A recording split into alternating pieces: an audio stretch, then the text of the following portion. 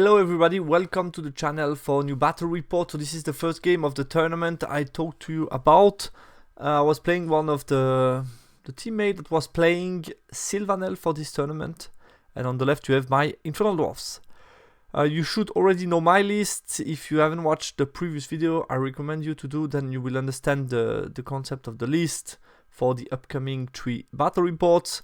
And this was my opponent's list. He's playing basically a lot of magic. He has a Master Druidism, Adept Cosmology, and then also 2 spells of Shamanism, which is total of 8 spells. Has Binding Scroll, has a Chieftain with the multi-wound shooting weapon that is always taken in Sylvan Elf. Then he had 33 Archer, a unit of Combat Horse Riders, 24 Rangers, 2 Tree Fathers, a Forest Eagle, a unit of 9 Briar Maiden with the Standard Bearer and the Banner of Discipline, and 2 small unit of Pathfinder.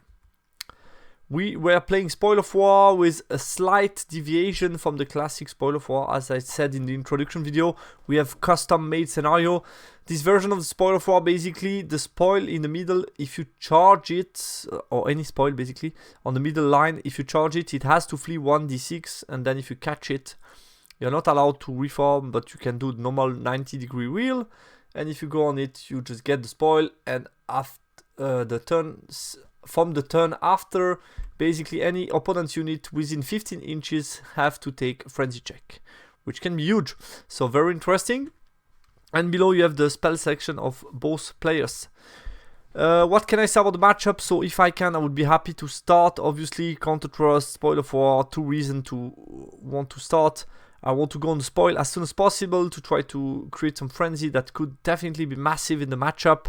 The first drop would be close to the central spot, which is the one that we are most likely to battle for, like it usually is the case on Spoil of War. His range damage is my main source of concern in this matchup. I know the Sylvan Elf can do a lot from range.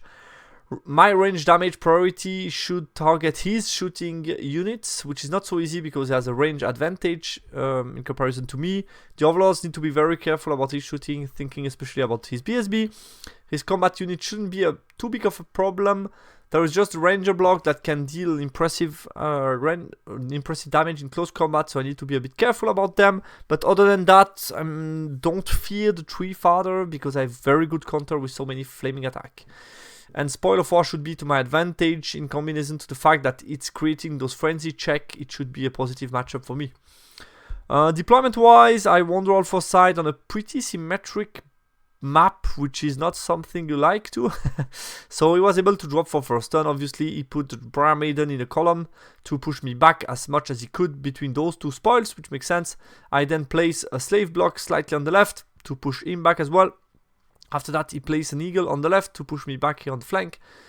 My second drop, I think, was a slave on the right. After that, he placed something like maybe a shooting unit in the middle or something not so significant. Maybe the Tree Father on the left. I dropped, I think, the Vassal on the far left, thinking if he doesn't put heavy on the left, which is expected considering the first couple of units that he put, I could have an easy way to grab this Spoil of War in combination to the Overlord that was already looking forward to play around this hill to be protected from his shooting, basically. And after that, he dropped for first turn, so he placed, you have Tree Father on the left, this is the Mage Shamanism, the Mage Cosmology within the Cavalry unit, then he has the 2 Pathfinder, the block of Archer with the Druidist guy, Briar Maiden, then he has the BSB, which surprised me a bit with the other Archer unit, Rangers here on the far right, and another Tree Father on the far right. So as you can see, it's really heavily on the far right. Basically in the middle is not that much combat power. So I felt for me a good choice could be to minimize completely that, basically giving his BSB no range whatsoever on any interesting target. He can only shoot the slaves. You could feel free to do that. But basically has nothing that he can do interesting, and I could put some distance between the Rangers, this Tree Father, the rest of my line, and basically focus on those 2 tokens, which I like a lot. So I placed Vassals on the left. Here you have the, this is always going to be my Rocket Titan, and this is always going to be the Naphtha Titan. Here you have the Bastion with the BSB and the General, within 12 of the slaves. Second unit of slaves, you have my Lugar behind to have some covers against his shooting.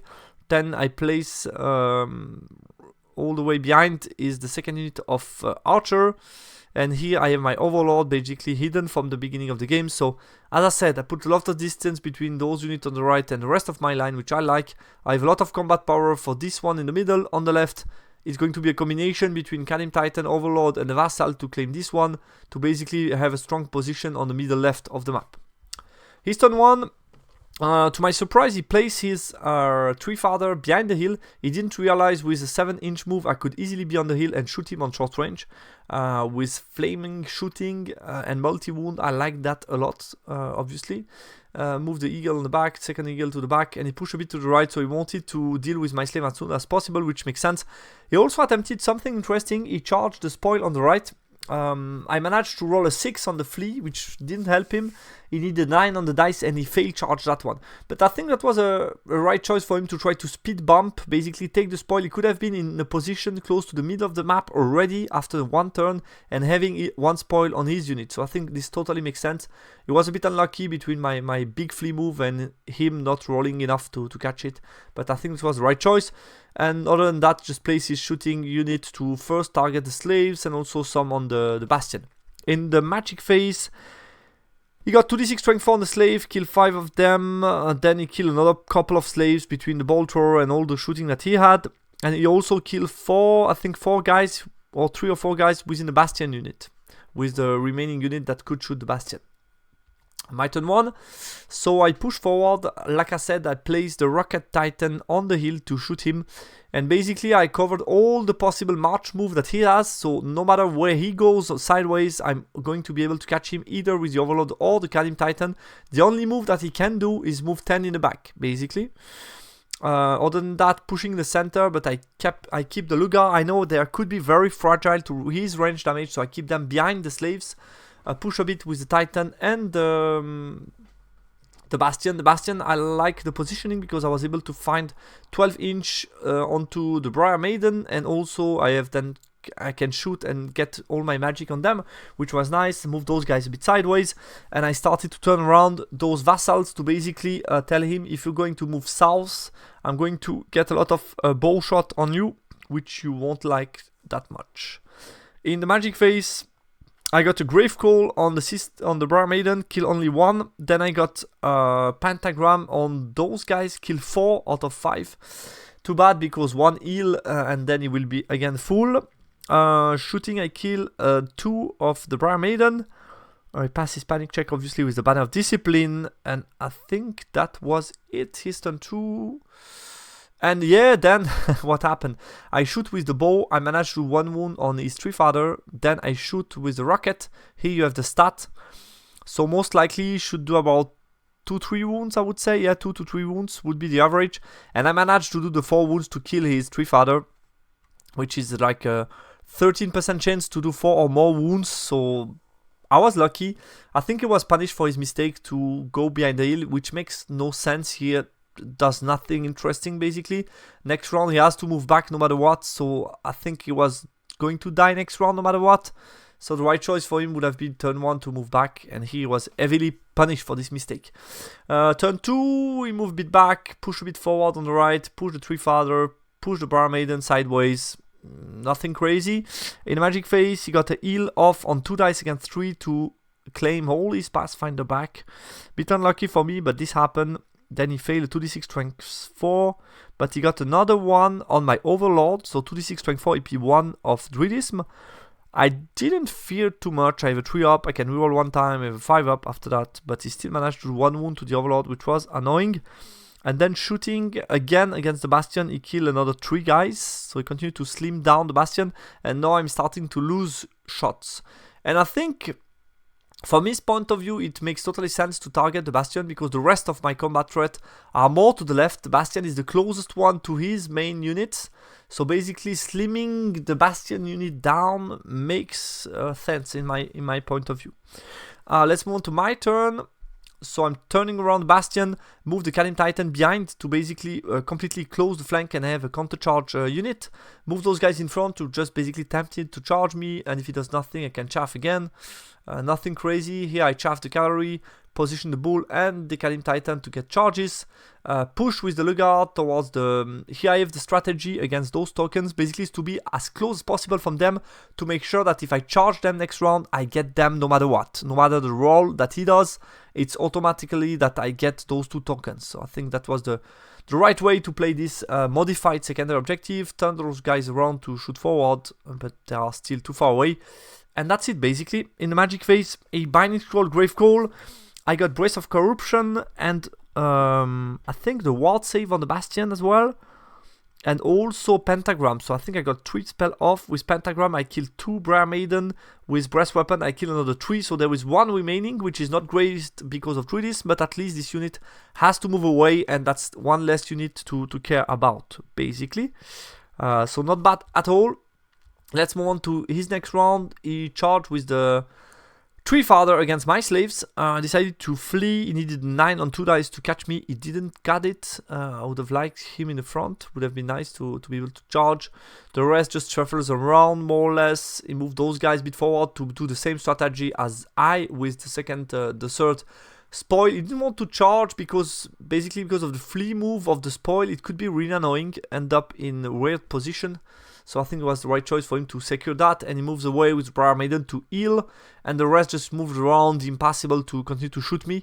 Basically, he's using his mobility advantage and long range to just continue to shoot me. He has no intention or no way to really win the secondary. I have big blocks on the tokens, going to be hard for him to get that. In the magic phase, he heal a couple of Briar Maiden back, let that go. I dispel the 2d6 strength 4. What else? On the Lugars, I guess. And he shot at the Lugars and killed 7 of them. So starting to hurt. I had the ward save on them, so he didn't want to shoot the Bastion. And basically, he knows the Lugar are going to go for this secondary, so he needs to do something about them. My turn 3. Push forward with the slave to chaff him, push forward with the overlord, push forward with the Kalim Titan. Those guys charge this spoil, the other one charge the other spoil. Move those guys forward to get shooting position. The Bastion and Titan didn't move that much, but as you can see, I went really close from his Tree Father. I don't know why.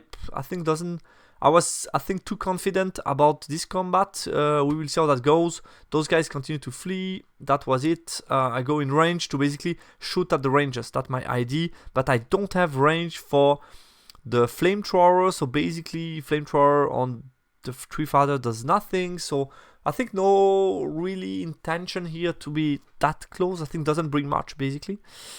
But that's what I did. Got Grave Call off. Kill 5 rangers in magic phase. And shooting, I was out of range, I guess. Yeah, I was out of range. And that was it. Let's move on to his turn. So, a couple of important things. He took the charge here on a 7, which he got in. But here he failed an important frenzy check. I think it was an 8 maximize, if I'm not mistaken. Because of the rule of the secondary objective that was modified, he needed to take a frenzy check for unit within 15 inches. So he took that here and he failed the check 2 times. He needed to charge my Lugars. Luckily for him, he failed that charge. So ended up here in the front, but now he's fearless and I can just charge him. Those guys elected to charge against my slaves. He just wanted the lucky overrun, doing a lot of job here, but I had a counter charge set up, so I wasn't too afraid. Nevertheless, I think I could have been like 2 inch backwards, didn't cost that much, and still if he's very lucky in combat, could end up not so good for me, so I think that was a bit of an unnecessary risk. I think he got overrun like on 11, if I'm not mistaken. So not a huge risk, but still a risk. So let's see how it goes. So the charge here, I don't have any counter charge, but no matter what, I wouldn't have liked to charge with Bastion, to be honest. Those guys charge a token. He got that charge, the rest just moves around. In his magic phase, he got kill a couple of vassals here. I think 3, so I no panic check to take with the 2d6. And then he heal 2 of the cavalry unit here. And that was it. Close combat, what happened? So here he kills the slaves. Got the overrun, roll like middle, so ended up just in front of my Kalim Titan, which is great. And here I put you the stat. So that's my Kalim Titan against his 3 father, which is basically an average of 1 to 2 wounds plus potentially 1 wound. So we could say, like, yeah, in 2 to 3 rounds of combat I should be killing him, meaning he has a Agi 0 crush attack, so he could get crush attack, 2 crush attacks total. As you can see, he has a 72% chance of doing nothing with the crush attack, hitting on 4, wounding on 2s. I have a 5 broad save, and then he has a likelihood of doing 2, 3 or 4 wounds, depending the amount of multi wounds that he rolls. This time he rolled, I think, nothing. He didn't hit me or hit him. He didn't hit me. I did nothing too crazy on him, and he managed to stick. Did like 1 wound, but nothing crazy. My turn 4, I elected to charge those guys. They passed the check. The Overlord charged the flank. He was fearless due to the failed frenzy of the scenario. Was also fearless, so he needed to stick. I elected, since the Lugar suffered again from his range damage, I have only 11 guys left, and I had like a mid charge to his archer, which I didn't like much, because if first it's a stand and shoot, and second of all I could die in close combat, and there is a spoil of war, so I went 2 wide, moved backwards, and I want to hide behind this big guy next round. Those guys move more than 6 away from hill and forest to not get damaged by damage spell, basically. And then here we're in combat. Here I reposition my Bastion to get more spell on the Rangers, but I could have also looked at at least to put him in the front. If something bad happens, if I want to counter charge later on, just give him in front. I rallied those 2 guys on 5 reroll, which was a bit lucky, and those guys I think didn't move, just wanted to shoot. In the magic phase, I got this was a charge on the 7 Swift right here. I got hereditary on those guys, on him, to improve my stats, so I'm going to be hitting on 3 up, which is really nice. I got Gravecall on the Rangers, but killed only 2 this time. I killed like 4 of the cavalry in close combat, which was really nice. He failed, and I overrun, basically. I think he went out of the table, or I catch him, overrun a bit. Those guys were steadfast, and here, this time he managed to do the big crush, so 4 wounds on the Titan. I think I did 2 wounds to him, and I passed the 7 rollable, luckily for me. I wouldn't have liked more wounds, but I think he did 3 or 4 wounds, so quite a lot. But yeah, I did 2 wounds to him, so he's still alive, I think with 2 wounds left, if I'm not mistaken. Here in combat, the Rangers cannot really push forward anymore, because there are not so many of them left. They want to keep the token. And that's it, more or less. In the magic phase, he got 1 heal on those archers to remain steadfast and avoid me getting free and charging something else. So I think that was smart. He killed another 5 Lugars with shooting, so I have only 6 left. Yeah. And then close combat, the 3rd round of combat, I killed a 3 father as expected. So he got 2 crush attack attempts. 1 did nothing, the second one did 3 or 4 wounds. So what should happen, and I kill him in 3 rounds with the help of hereditary, which is also what should happen, so no big scandal here. Let's move on to my turn 5. So now I'm ready to push, basically, because there are not so many rangers left, and I have this Kadim with the breast weapon, the Nafta thrower, ready to shoot in the flank to have a lot of hits, the Bastion ready to shoot as well, and the magic as well, so this should be enough to do a lot. I have those guys turning around to add a couple of bow shots if needed here. Here we're stuck in combat. Here I think I elected not charging here. I felt I'd just move here and shoot. Doesn't change that much if I'm stuck 1 turn more or less. So I felt he's going to challenge, most likely. I'm going to kill the druidist guy, or he can flee. I felt it's not too bad, so I just move him in front, especially to have those guys behind to get a good cover in front of them. In the magic phase of my turn 5, I got Gravecall on 4 dice against 5, so lucky for me. I kill 6 of the rangers, so I continue to do a lot of damage with occultism. I got the breast weapon, I think I kill another 1. And then I got, the Nafta thrower plus the Bastion, and I just killed those guys outright, so clean. Here I killed the level 4 mage, but he remains steadfast. I put the stat, that's only the stat of the shooting attack from the Bastion. I was curious, but I think I put 20 of them, and I should have only 17, so it's slightly less than that. The average is 5-6, so maybe the average is 4-5, I would say, with a couple of guys left. but mainly the Nafta Thrower does also a lot, and I could shoot with those guys to be reroll to wound with the flaming shooting. Yeah, basically, it's just too much. Between that and the Occultist Magic, it's too much for those guys. So we lose the token here, which makes me 100% sure that I'm going to win secondary. That's a nice view of the battle view after I clean those guys. So job done from the Bastion and the Kalim Titan. Here's turn 6, nothing crazy. Here we still engage. Magic Face, I just dispelled Chilling Goal. He tried to cast 5 dice, which I think wasn't needed, to be honest. Don't change that much. Close combat, I kill everybody except 1, which was perfect, because then I could pursue, end up here, and then last round I got a charge here, I think on a 7 or 8, which I fail. This one on 11 I fail, and I got the Overlord automatic, which I got. So we got the Overlord, Magic, I killed 3 Pathfinder plus 1 with the attributes, so I got half point here, past the panic check. And close combat, I kill 8 with the Overlord, it's just 5 guys remaining, which is a steadfast check that is going to pass, and that's the end of the battle. Game ended up being a 19-1, so I got plenty of stuff. I only lost half the Lugas, half the slave that I rallied, and 1 full unit of slaves, which is not that much, to be honest. So it ended up being a big win for the Infernal Dwarves. Post-game analysis, so Sylvan Elf ended up being very defensive, waiting to kill unit, but the problem for him, I put that all the way down, basically he had to switch target, or he decided to switch target a lot during the game. Obviously, the Bastion is not the easiest target for him, because of the soft cover, the 3-up armor save. So obviously I was happy that he started on the Bastion and not on stuff like Kalim Titan or more vulnerable stuff.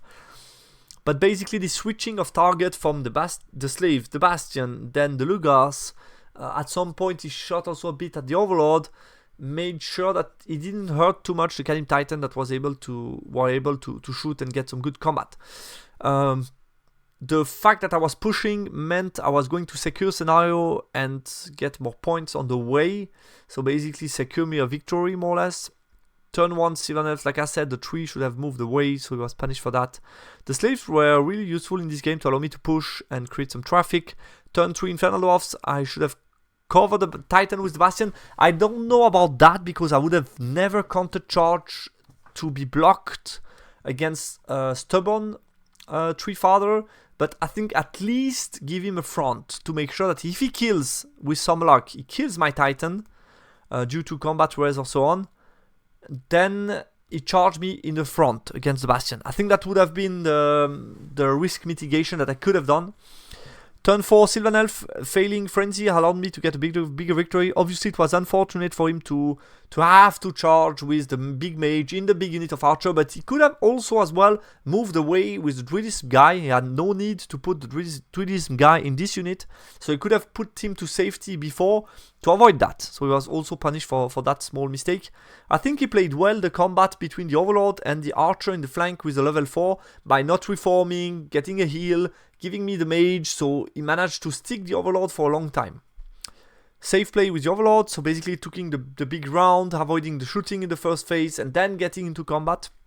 Lugar died very quickly to his range damage, and turn 6 I had a late attempt to get more points, but I think didn't matter. I would have enough point, I think, for the 20-0, so it didn't matter much. And that was it, guys.